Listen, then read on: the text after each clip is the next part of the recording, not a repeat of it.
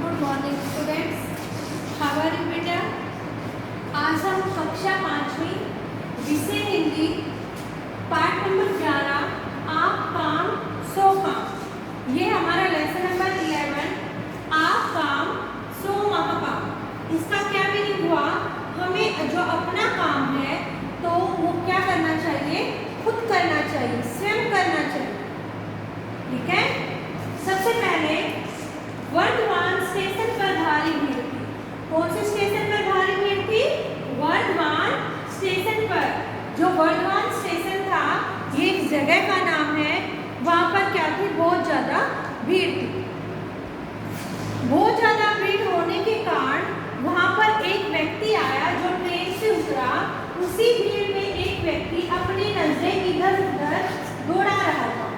जो व्यक्ति ट्रेन से उतरा था वो जो अपनी नजरें इधर उधर दौड़ा रहा था, किस लिए दौड़ा रहा था कि जो उसके पास सामान था कि वो कोई कुल्ली मुझे मिले और मैं वो सामान उसको दे दूं। तो जब वो वहाँ पर इधर उधर देख रहा था तो उसके पास से एक साधारण व्यक्ति गुजरे, जो जिन्होंने धोती कुर्ता डाला हुआ था वो वहाँ से गुजरे और उसने क्या किया, उसने उनको कुल्ली समझ लिया। कुल्ली समझकर उनको बोला कि आप मेरा, तबीयत धोती कुर्ते वाला एक सीधा साधा व्यक्ति आदमी वहाँ से गुजरा और सिर पर हैट और ठेठ अंग्रेजी वेशभूषा वाले व्यक्ति ने परेशान आदमी को कुल्ली समझ लिया। जो आदमी परेशान था और जो कुर्ता पजामा पहने हुए था उसने उसको क्या समझ लिया, कुल्ली समझ लिया। किसने?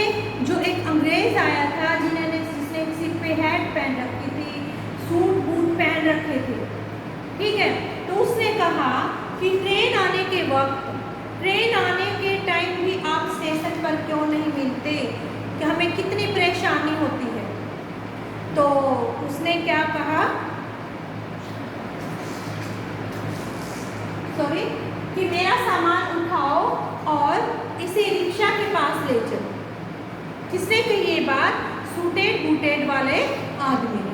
तो क्या किया उन्होंने, धोती कुर्ते वाले आदमी ने उसका सामान उठाया और रिक्शा तक पहुंचा। रिक्शा तक पहुंचाने के बाद उसने अपनी जेब से पैसे निकाले, उसको देना चाहा, उसने मना कर दिया। तो फिर दोबारा से निकाले, उसने सोचा कि भाई कम होंगे इसीलिए नहीं ले रहा, दोबारा निकाले, फिर भी उसने मना कर दिया। फिर उसने कहा कि आप पैसे क्यों नहीं ले रहे हैं? धोती कुर्ते वाले आदमी ने कहा आप अपना काम स्वयं करने की आदत डालें तो यही मेरे लिए क्या होगा, मेहनत डालना होगा। आप भविष्य में अपना काम स्वयं करने की आदत डालो, वही मेरा मेहनत डालना होगा। और जो वो सूटेड बूटेड वाला आदमी था उसने फिर उस आदमी से उसका परिचय पूछा। तो उन्होंने अपना परिचय बताया कि मेरा नाम विद्यासागर जी है, मैं हिंदी का रचयिता हूँ। उसने सारी बातें बताई। और जो सूटेड बूटेड वाला व्यक्ति था वो किसका भाषण सुनने आया था? विद्यासागर जी का भाषण सुनने आया था और उसने उसी को क्या समझ बैठा, कुल्ली समझ बैठा वह। और वह क्या थे? महान समाज सुधारक ईश्वर चंद्र विद्यासागर। क्या थे वो? महान समाज सुधारक ईश्वर चंद्र विद्यासागर जी। तो उसने क्या किया, उसने बताया कि मैं विद्यासागर जी हूँ और वह उसी का भाषण सुनने आया था। वह शर्म से इतना गिर गया कि बहुत ज़्यादा, कि मैं जिसके लिए यहाँ आया हूँ मैंने उसी को अपना कुल्ली समझ लिया। तो फिर उसने क्या किया, दोनों आपस में गले लग गए और उसने कहा कि जो आपका अपना खुद का काम है वो आप स्वयं करें, आप किसी से मत करवाएं।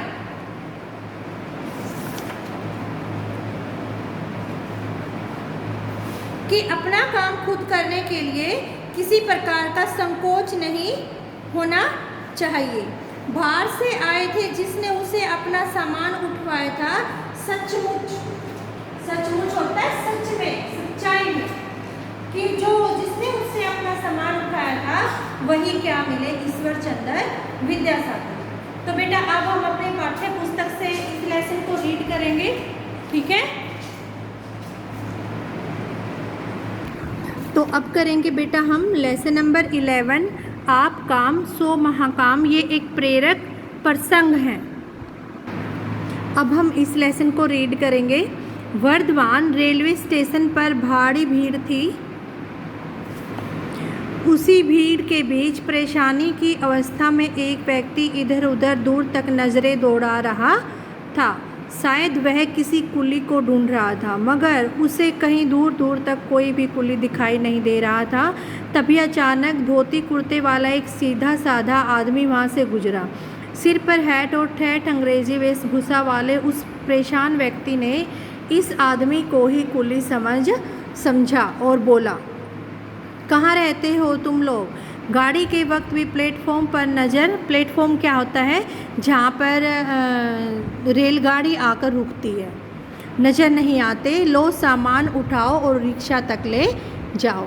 उस सीधे साधे व्यक्ति ने बगैर कुछ ना नुकर किए सूटेड बूटेड साहब का बिस्तर बंद और सूटकेस उठाया तथा स्टेशन से बाहर रिक्शा से पास लाकर रख दिया। साहब ने जेब से पैसे निकाले और कुली को देने चाहे। भारवाहक ने पैसे लेने से इनकार कर दिया। साहब ने सोचा पैसे थोड़े हैं इसलिए नहीं ले रहा। उन्होंने और पैसे निकाले और देने चाहे। उसने फिर से लेने से मना कर दिया और कहने लगा, श्रीमान मुझे इस मेहनताने की ज़रूरत नहीं।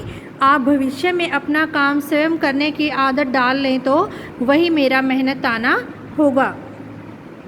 आप अपने पैसे अपने पर्स में रखिए। साहब, उस धोती कुर्ते वाले की बात सुनकर वह आश्चर्यचकित हो गया।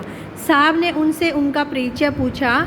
जब साहब को पता चला कि धोती कुर्ते वाला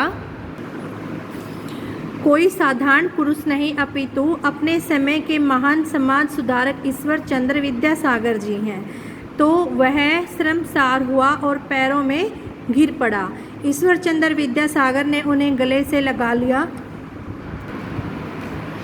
और कहा कि अपना काम स्वयं करने में किसी प्रकार का संकोच नहीं करना चाहिए। साहब के लिए शर्म का दूसरा बड़ा कारण यह भी था कि वह उन्हीं ईश्वर चंद्र विद्यासागर का व्याख्यान सुनने बाहर से आए थे, जिसे उसने अपना सामान उठवाया था। सचमुच ईश्वर चंद्र विद्यासागर जी सादा जीवन और उच्च विचारों के जीवंत आदर्श थे। तो बेटा ये है हमारा हिंदी रीडर का लेसन नंबर 11। इस लेसन को आपने अच्छे से रीड करना है और फिर इसमें से आपने जो क्वेश्चन बनते हैं वो लर्न करने हैं। Okay students, thank you, have a nice day.